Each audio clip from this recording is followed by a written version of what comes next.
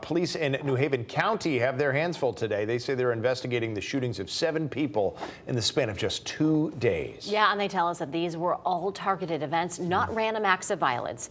We're checking in with Fox 61's Brooke Griffin right now. She's live at the New Haven Police headquarters with more on what we know so far. Brooke, what's the latest?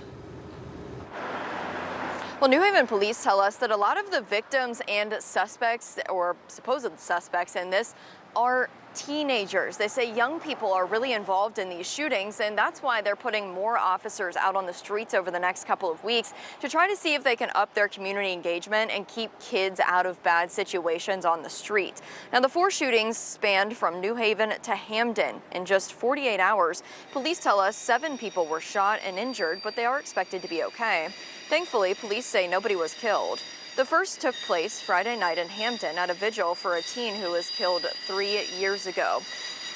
Now, 3 people were shot there. The second was the next morning in the area of Chatham and Ferry Streets in New Haven. 1 person was shot.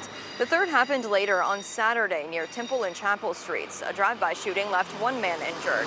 The final was Sunday evening at Shelton and Ivy, where 2 men were hit. Nobody has been arrested in any of those cases so far. But New Haven leaders say the number of shootings is up in the city, but the homicide rates and the overall number of shots fired as a whole are all down. New Haven Chief Carl Jacobson tells us in order to keep numbers down, the community really needs to pitch in too.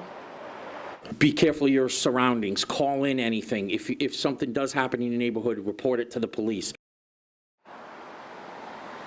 And of course, if you do have any information about those shootings that took place in Hamden and New Haven over the weekend hours, go ahead and call those police departments. They say they need your help trying to piece some of this together. Maybe you have some video or something like that. They say they would like to see that. You can also call Crime Stoppers anonymously to report that information. Live in New Haven, Brooke Griffin, Fox 61, Connecticut's news station.